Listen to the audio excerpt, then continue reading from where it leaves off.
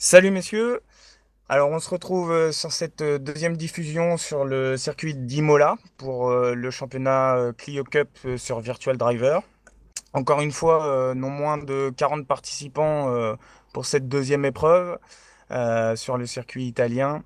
Aujourd'hui, on a la chance d'avoir Vincent Queudeville qui est actuellement le leader du championnat. Bonjour Vincent. Salut! Et Sébastien, qui est toujours votre autre et votre streamer de choix préféré. Salut Seb. Salut! Donc on va vous faire un petit point dans un premier temps sur les qualifs. Pas mal de bouleversements, notamment suite à quelques soucis avec Assetto Corsa. On vous expliquera un petit peu après. Les qualifications d'Imola sur cette course, course 1 sur le circuit, ont été remportées par Jean-Philippe Ponson. On suivra derrière Stéphane Koch, Vincent Queudeville, Jérôme, Tanguy, Patrick, Alain, Sébastien da Silva, Sébastien Daoudal, Olivier, Ludovic, Francis, Antoine, Paul, Arnaud, Jean-Claude, Damien Watrelous, Fabien et David qui fermera la marche. Donc ça c'est le résultat des qualifs. Malheureusement, il y a eu quelques petits soucis pour certains pilotes, dont moi, Stéphane. En quittant le serveur, on a voulu sauvegarder les ralentis. Et malheureusement, notre place sur la grille a été désattribuée par Assetto Corsa. Ce qui a valu non moins un beau spectacle pour la course, comme vous allez le voir, mais un chamboulement des positions de l'ordre de la grille. Voilà, sinon l'ensemble, ça s'est très bien passé. Et je pense que la course a été bien animée, comme vous pourrez le voir. Et c'est maintenant qu'on va se retrouver donc en piste.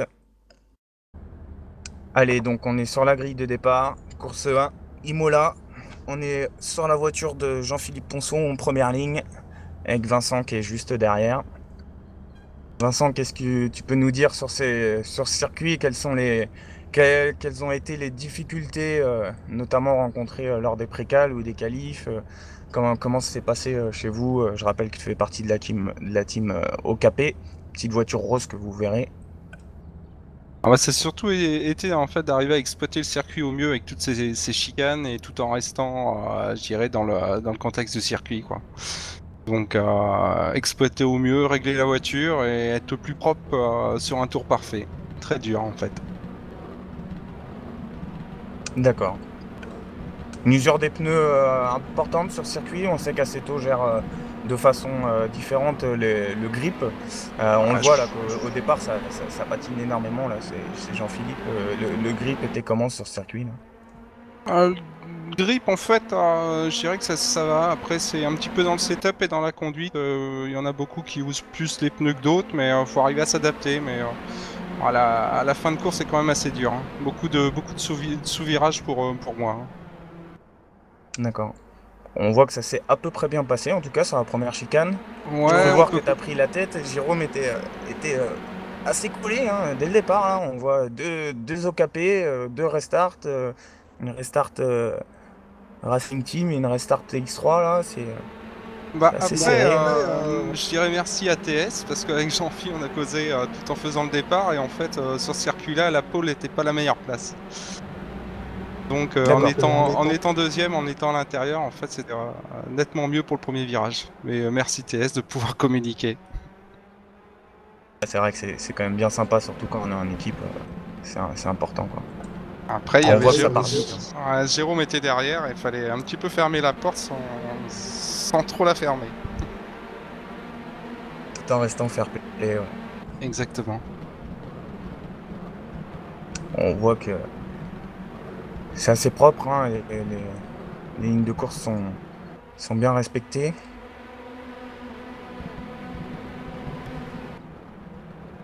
C'est quand même. Oh là! Je viens de voir à l'écran que un pilote, je crois que c'était Ouais, c'est Tanguy. Tanguy, qui a dû bloquer les freins au moment de la chicane. Une grosse Hein, difficulté sur ce circuit, c'est de suivre quelqu'un, en fait, d'avoir ses points de repère aussi en étant derrière un gars dur. là, on voit qu'il y a une belle bataille là, avec le 91 là, qui est Sébastien da Silva. beau groupe de 3-4 pilotes là, avec Antoine Higin, Da Silva, Kopinski.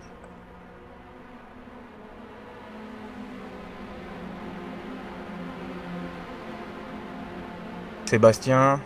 Ouais, moi-même aussi, je me souviens de ce moment-là. Là, j'avais tenté une attaque au freinage sur la gauche. Et, j'ai pas voulu aller au bout. C'était assez difficile.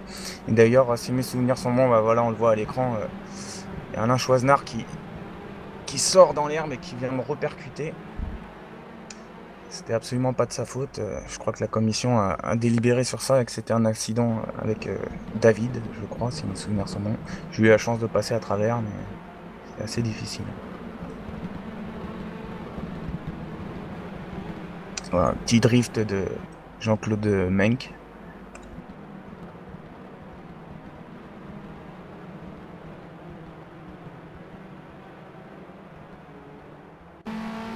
Tanguy là qui est à l'attaque sur Patrick Tresch. Un pilote assez rapide, Vince, hein, le Tanguy hein, sur les précales. Par contre, c'est vrai que c'est un pilote qui n'arrive pas à concrétiser, malheureusement, en tout cas sur ses 2 premières courses là, sur la piste. Alors, il était très rapide en qualif, après en course un petit peu moins, je dirais peut-être un petit peu moins constant et peut-être aussi le pot de bol à chaque fois. Donc ça fait que les qualifs toujours des bons résultats, mais en course pour l'instant pas trop de bol. Ouais, bah on se souvient que une banqueroute sur Magny-Cours là, dû à un problème de son pédalier, je crois. Ouais, c'est ça. Et puis là sur Imola, rebelote là, c'est vrai que ça va pas être marrant de s'entraîner des heures comme ça pour finir dans le tas. Oh, puis sur Ouais, Imola, après pour remonter et doubler, pas toujours évident non plus. Hein. Ouais, carrément. Formule monotype. Alors on est sur ma voiture, donc moi comme je vous l'ai expliqué, en fait j'ai fait 2e au qualif, mais je suis parti avant-dernier, simplement à cause de ce bug là, des qualifs qui ont fait que j'ai dû repartir en fond de grille et essayer de remonter le plus de pilotes possible. C'était une belle expérience en tout cas. On a vu une belle attaque d'Olivier là. Ouais. En effet, ça reste propre hein, en tout cas. Tout à fait. Hein. Un premier virage très difficile, hein, très compliqué, surtout au niveau du freinage où on peut bloquer facilement les roues et partir dans le sable tout simplement. Donc c'est vrai que c'est assez compliqué. Des beaux dépassements.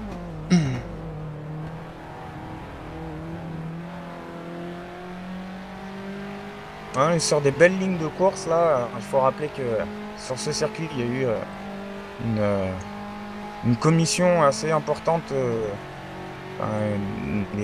La commission a regardé pas mal les qualifs et les précales suite aux nombreux overgreen, sorties de piste ou exploitation de la piste, appelons ça comme on veut, de certains pilotes. Donc c'est vrai que dans l'ensemble, sur cette C1 manche 2 du championnat de France Clio Cup, les pilotes ont été assez respectueux, on peut le voir d'ailleurs.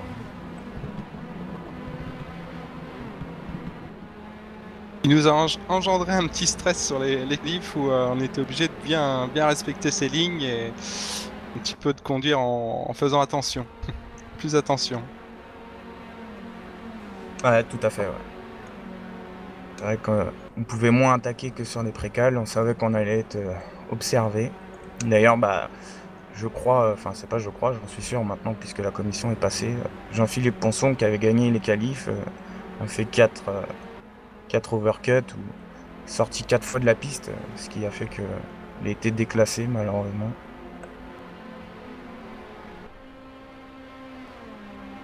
Hein, c'est un petit trio là avec une Nice One, avec Patrick Tresch derrière ou Paul Véron, je sais pas, Paul Véron, voilà, c'est affiché. Paul qui s'en sort plutôt bien, c'est un joueur de mon équipe, donc je connais très bien, mais plutôt sur le milieu Xbox, qui a un niveau respectable et qui se met pour sa première année sur PC, qui joue dans des conditions pas évidentes, en tout cas sur cette première manche, parce qu'il venait juste de déménager, donc je crois qu'il était encore dans les cartons. Il a trouvé une solution pour essayer de mettre son volant, mais il se débrouille plutôt bien. Bravo, il a bien réussi. Ouais, ouais, on va croire qu'il faut jouer comme ça chez lui. Ah, on est même, il a même une belle confiance, hein. Il est en train de porter une attaque là sur l'Ice One. Alors ce n'est pas Loïc Barbe qui roule dans la voiture, mais Antoine Higelin. Il y a eu un petit problème de skin. Loïc Barbe était absent. Petite sortie large, là on parlait tout à l'heure, hein, que c'est très difficile quand on est derrière une voiture. Et très difficile aussi d'en sortir de l'Evergreen étant donné on patine pas mal à la réaccélération sur ce type de surface. Ah non, Ouais, tout à fait. Ouais, certains Evergreen étaient vraiment plus pénalisants que avantageux. Enfin, Que d'en avantageux, tirer un ouais, avantage d'accord. avantageux, ouais, bah, ouais, tout à fait. Excusez-moi, je cherchais mes mots.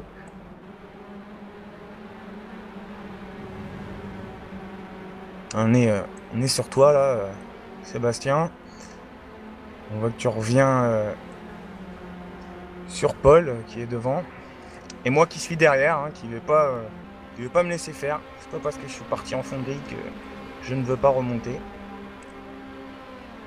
Et ça Donc, deviendrait je fais pas, ça deviendrait pas l'idée de me laisser tranquille, quoi, en fait, c'est ça. Bah, si t'es derrière, je te laisse tranquille, pas de problème. Mal connaître Stéphane, là. Ah oui, non, mais t'inquiète pas. Je laisse toujours les pilotes tranquilles, du moment qu'ils sont derrière. Voilà. C'est un principe de base.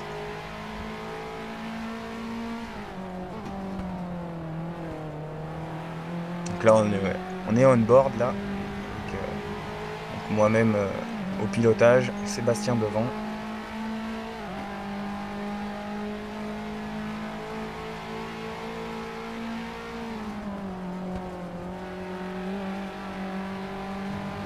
Beau petit peloton là, qui a donné pas mal d'animation, si mes souvenirs sont bons. Après, à savoir que sur ces pré-qualifs, il y a eu vraiment un niveau de fou, puisque je crois toute la division 1, et je crois que c'est la première fois que je vois ça, était dans la même seconde, pour vous dire. Alors là, on voit que j'attaque, mais vraiment au culot. Sébastien, me respectant peut-être un peu plus que d'autres, me laisse la porte. D'ailleurs, je te remercie encore une fois. Il n'y a pas de grosse fermeture de porte. Hein. Ouais, ouais. Il m'a pas facilité le passage, mais il me l'a pas bloqué. C'est vrai que quand ça passe comme ça, c'est plutôt sympa, quoi. Sur ce circuit, il y a beaucoup de virages en fait qui tournent sur une ligne droite après. Donc Orti donne la vitesse de pointe et permet de doubler. Ouais, tout à fait. C'est vraiment le type de circuit où la relance est ultra importante. Ouais, ouais, tout à fait. Sur ce mode avec puissance et une traction aussi. Hein.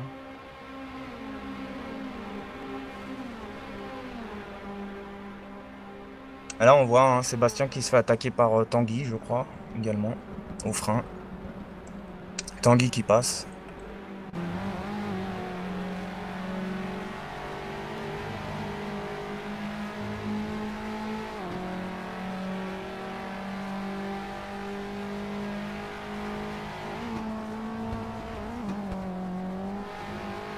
Ah, c'est là où on voit hein, que c'est vraiment serré hein, en termes de pilotage.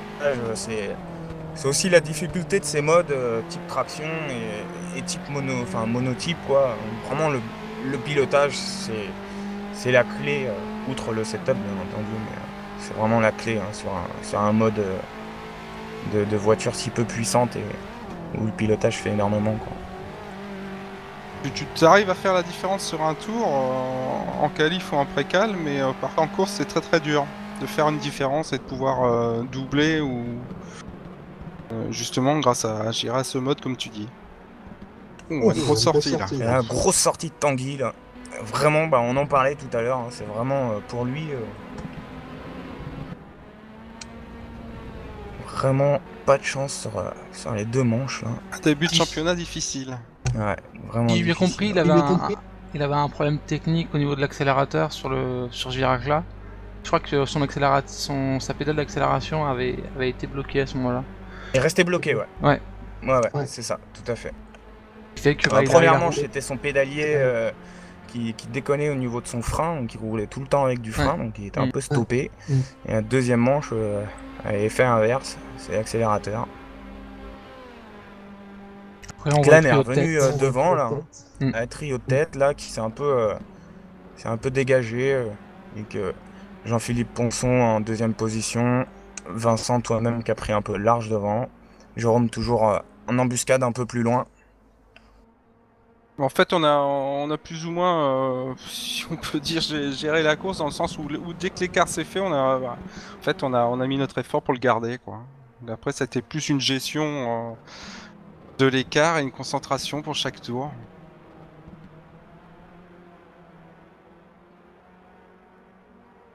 On voit vraiment que le trou est fait hein, sur les 3 premiers. Ça va jouer entre vous. Alors, vraiment quelque chose d'intéressant hein, sur ce mode, c'est la gestion des pneumatiques. Hein. On l'a vu hein, notamment sur la première manche et puis même sur la manche test qui avait été faite sur Blackwood. Hein. On voit vraiment que y a un palier, quoi. Hein. Il y a un moment où les pneus se dégradent et à ce moment-là, il faut en prendre conscience et il faut vraiment gérer son pilotage en fonction de ça. Hein. Ouais, t'as une chute arriver à un moment et après, généralement, ça entraîne pas mal de sous-virages et au niveau de blocage de frein aussi. Et il faut adapter un petit peu sa conduite à cette usure. Hein. Tout à fait. Hein. Donc là, on est revenu sur Kopinski, si mes souvenirs sont bons, je crois reconnaître sa voiture. Ça, Bel acteur de championnat, personne, à ma connaissance en tout cas, avec qui je n'avais encore jamais roulé. Personne très fair-play, très bon niveau également. Hein. De toute façon, on le voit, hein, il est, je crois, à ce stade en 5e position.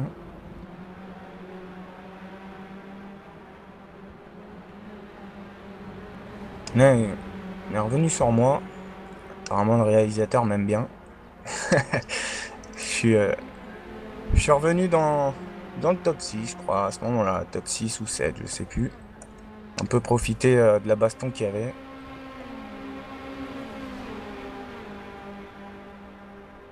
Et une belle attaque aussi de Paul Véron, là.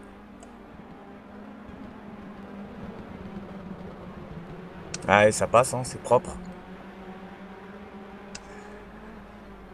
Sébastien Si je me trompe, qui va peut-être en profiter. Hein. Ouais, qui change sa trajectoire pour essayer de reprendre intérieur au prochain.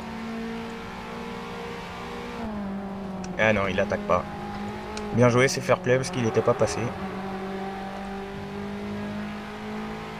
Donc je rappelle pour ceux qui nous regardent hein, que devant ce n'est pas Loïc Barbe, mais bien Antoine Nigin.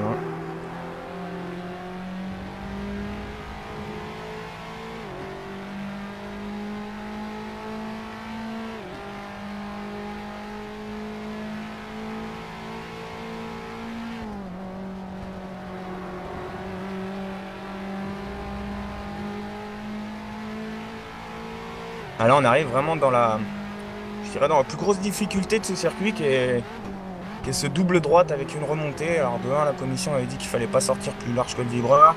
Puis de 2 on est vraiment sur un endroit délicat puisqu'on arrive en 6e et on est obligé de rétrograder 3 rapports, voire 2 rapports pour certains. Et sur un freinage en dévers. En appui, ouais.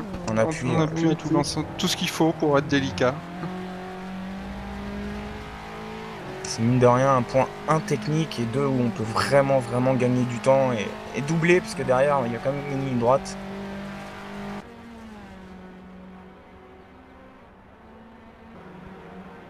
Ludovic à l'image là. Ludovic Mézier avec une petite sortie un peu large. Ouais. Croire que c'est une habitude chez le OKP. Hein. Ouais, on essaye d'exploiter le circuit. Il y a combien de pilotes qui participent chez les OKP? Ah, je sais plus. Je crois qu'il y a 4 teams, donc 4 x 2, on doit être à 8. D'accord. Il me semble. Ouais, c'est ça, je confirme. Il y a 8 pilotes OKP. Mais je crois que c'est la plus grosse team à l'heure actuelle qui était inscrite hein, sur le championnat. On a des moyens illimités. Oh, le patron est sympa. Voilà, le patron est sympa. Ouais, sympa. En même temps, vu tout ce que vous pliez comme châssis pendant les précales, ça m'étonne pas.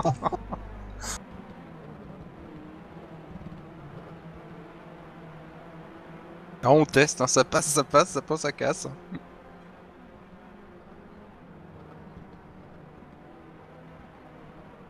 Toujours des petits groupes, hein, c'est un peu la particularité aussi de ces modes, c'est que ça forme des petits groupes.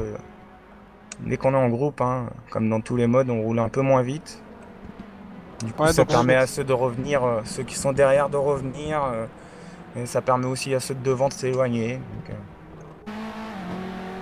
L'importance des préqualifications. Sébastien, là, qu'on voit à l'image, hein, on voit qu'il cherche.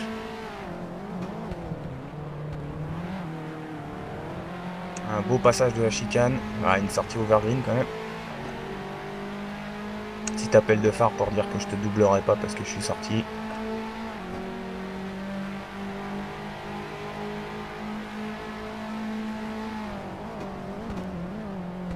C'est propre, c'est respectueux. Un dernier virage d'Imola qui est ultra important pour la relance dans la grande ligne droite là. Un des endroits les plus faciles pour doubler hein, sur ce circuit. Donc, avec la petite aspiration de ce mode.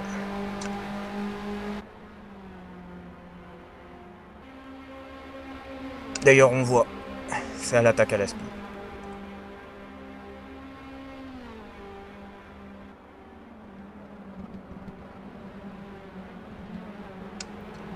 Et ça passe, beau dépassement, ça peut croiser derrière.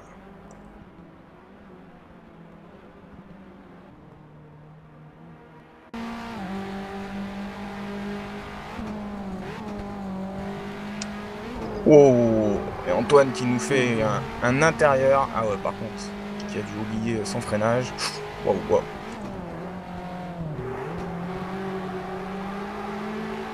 Oh, c'est limite, hein. On est sur une baston fair play, mais là, si les joueurs se respectent pas, ça va au carton.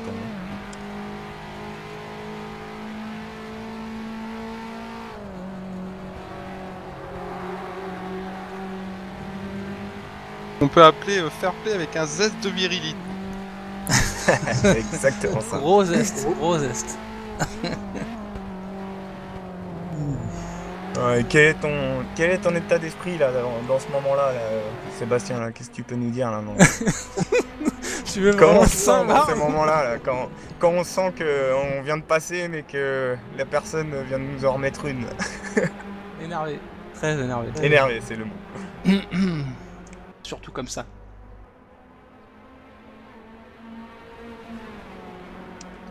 Et moi j'ai tenté une attaque sur Kopinski à ce moment-là. Dans l'avant-dernier virage, double gauche. De toute façon, on remarque Dis Olivier. qu'il y a eu quand même pas mal de batailles entre la 5ème et 10ème place.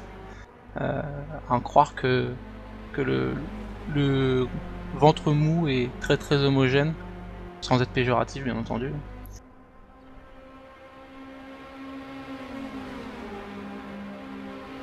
Quand on l'a remarqué, hein, comme on en discute souvent lors de nos sessions d'entraînement, là, que ce soit avec le OKP ou avec les autres personnes, c'est que les qualifs sont ultra importantes hein, sur ces modes. C'est vrai que partir dans les 3 premiers, je dirais, c'est un gage de sécurité pour finir sur le podium. Hein. Je sais pas ce que t'en penses, Vince.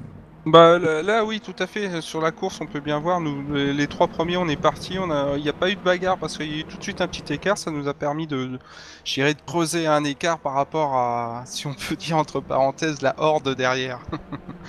Et de fait, les qualifs, les premiers tours aussi sont hyper importants.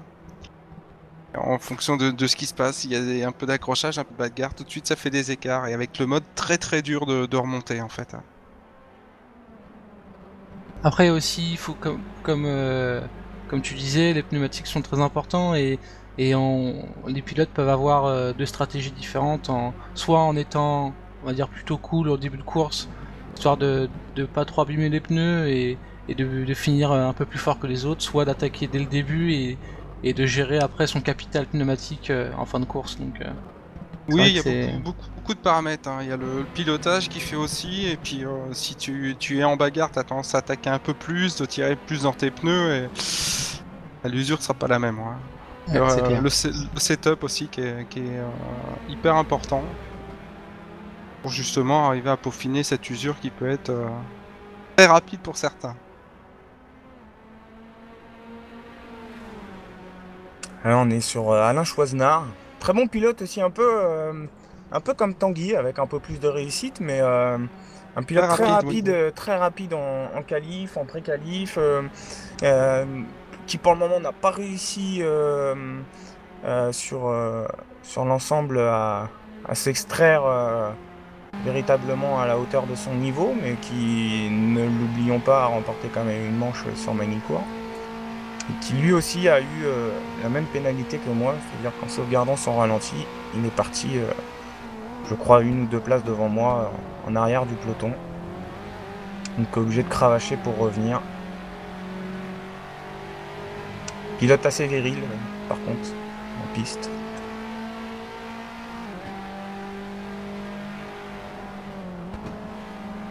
Là, on le voit se faire attaquer par Mézières. Il a craqué.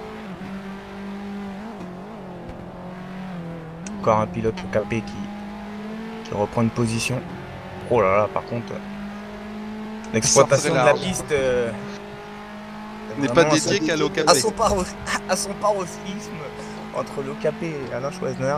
Je pense que c'est un pilote qu'il faut que vous recrutiez, hein, Vince. Hein. Je pense que l'état d'esprit est là. Je vais voir avec le responsable de team.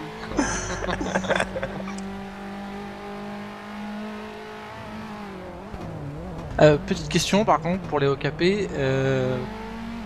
Les membres de mon équipe se la posent aussi. Pourquoi le rose? Honnêtement. Oh, pourquoi le rose? En fait, c'est une très vieille histoire. On a fait des 24 heures endurance, et William avait trouvé ce skin qui doit correspondre à, je crois, il y a une vieille marche qui a fait les 24 heures du Mans. Donc en fait, on était resté sur ce skin-là avec des petits cochons, et puis voilà, c'est un peu l'image de l'OKP. D'accord, rose. Voilà. Ok. Alors c'est pas des petits cochons en fait, cette Porsche est connue Ah, je sais c'est pas une toute voiture qui a l'histoire. roulé aux 24 heures du Mans, mais en fait c'est surtout c'est une voiture, enfin c'est une voiture en fait qui reprend en fait des parties du cochon et donc qui a sur toute sa voiture en fait le nom de toutes les parties du cochon. Donc, une voiture très drôle, un skin très marrant. D'accord. Donc en gros, si je tape un EKP, je pourrais dire j'ai tapé une cuisse quoi. En gros, c'est ça. Voilà, exactement. Exactement. Faut mieux pas essayer. Alors moi, titre perso, je préfère me taper une poitrine, mais après chacun son truc. Pas quel morceau sur la voiture. Je regarde où est-ce que c'est. Ok, donc la crédibilité de cette vidéo est totalement fichue. Merci, c'est gentil.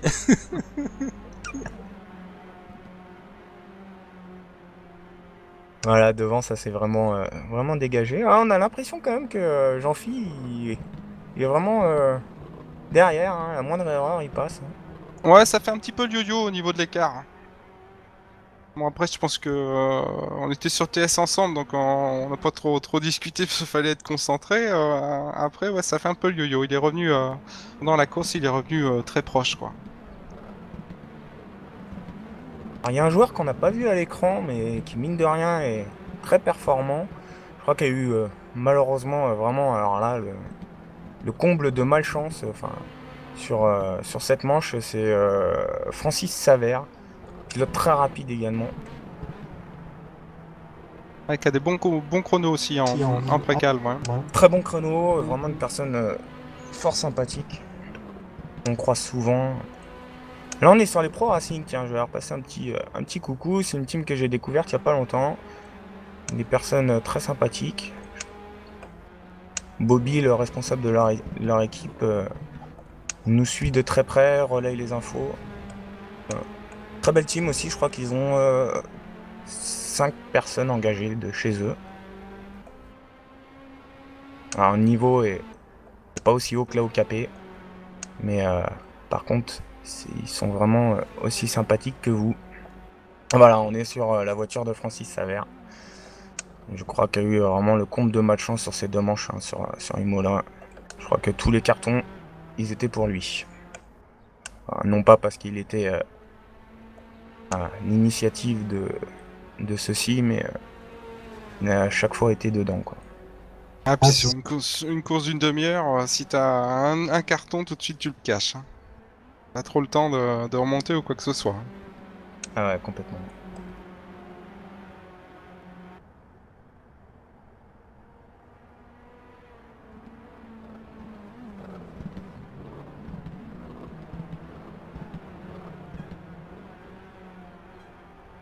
Ah, t'as vu que les deux OKP n'ont pas fait d'overgreen là. Je vois que t'as pas fait la remarque, mais. C'est propre. Un tour sur 4, c'est propre, on peut pas le dire. Non, bien entendu, hein, pour ceux qui nous suivent, on blague. Hein. Ça a été très respectueux, en tout cas, de la ligne de course. Je pense que vous pouvez le voir. Il n'y a pas eu d'abus, on va dire. En tout cas, sur cette course 1. Et le virage qu'on voit en plus était très difficile en fin de course avec les pneus usés. Hein. Dès qu'on commençait à avoir un sous-virage assez important, c'est vraiment pas facile de rester bien sur la trajectoire. Et c'est le premier qui dit ça. Hein. Voilà, bon, après, Oui. Moi je comprends pas comment les gens se plaignent alors qu'ils sont premiers. Non, moi je ne comprends pas. Je ne comprends pas. Cette voiture est parfaite. Hein, voilà, tout simplement.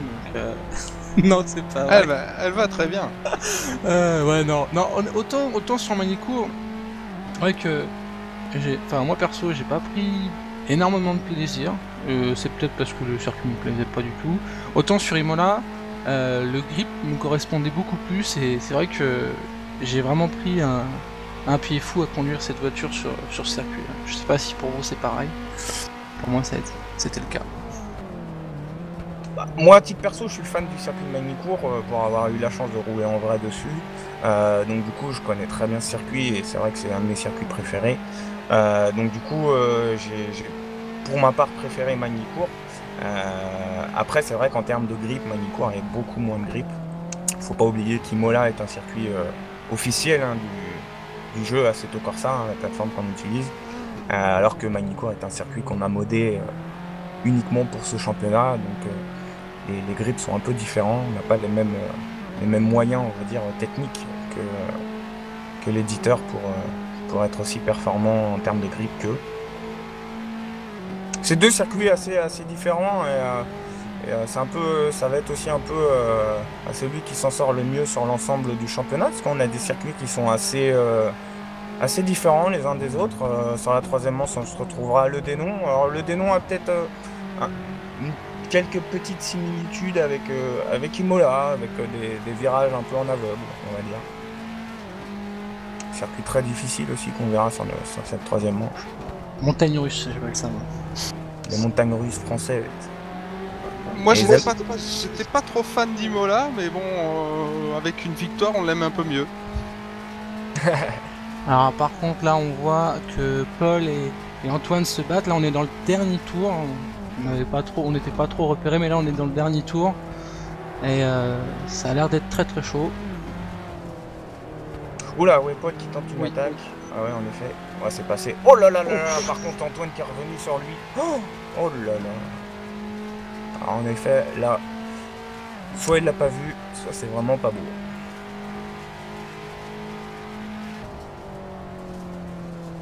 Une belle fin de course, donc du coup, bah, pour celui qui était derrière et qui profite de gratter 2 places. Voilà, donc une manche 1 sans trop d'encombre. Sauf le dernier virage au final. Sauf le dernier virage, en effet. Ouais, avec donc la victoire de Vincent Cudeville, avec Jean-Philippe Ponson, donc un beau carton pour l'OKP. Ouais, avec moins d'une seconde d'écart quand même. Hein. Moins d'une seconde en effet, ouais. Moins d'une seconde d'écart. Jérôme Pocre à 2 secondes et demie. Sébastien Da Silva, moi-même, Stéphane Koch en 5e position. Donc une belle remontée pour ma part. À savoir que je finis à même pas 5 dixièmes de Sébastien qui était devant moi, qui a dû vraiment avoir chaud. Olivier Kopinski, qu'on a vu pas mal sur la vidéo, hein, qui fait vraiment une belle course. Hein. Sébastien, une belle performance également de ta part, hein, puisque tu Tu finis 7, donc tu gagnes 2 places par rapport à ton Ouais, départ. enfin, Ouais, s'il enfin, n'y a pas l'accident, je finis 9, c'est pas. Enfin voilà, c'est pareil. Là, honnêtement, c'est honnêtement, pareil. c'est pareil. Je considère que c'est chanceux, on va dire. Antoine Higelin, une très belle performance puisqu'il gagne 5 places. Alain Choisenard, qui est resté dans le lot et qui remonte en top 10, hein. Donc 9e. Ludovic Mézier, qui lui prend la 10e place. Paul Véron, qui avait fait un beau début de course, hein, et qui finalement a craqué sur la longue puisqu'il est descendu 11e. Jean-Claude Menck, Damien Watrelous, Arnaud Maréchal, Fabien Franchitti, Francis Savert, qu'on parlait tout à l'heure, Patrick Tresch, David Aye et notre ami Tanguy qui finit DNF suite au crash que vous avez dû voir dans la vidéo. Et malgré tout, meilleur tour en course pour lui. Hein. En 5 tours, il a réussi à faire le meilleur tour en 1,59,9. Tout à fait. Belle Comme on prestation. disait, très rapide. Voilà, très rapide, mais pas forcément très régulier, malheureusement. Tout à fait. Et ben messieurs, on va se retrouver sur la manche 3, donc qui sera en France à Le Dénon. On espère que vous avez pris plaisir à nous suivre. Messieurs, on vous laisse. À très bientôt. Salut. Salut.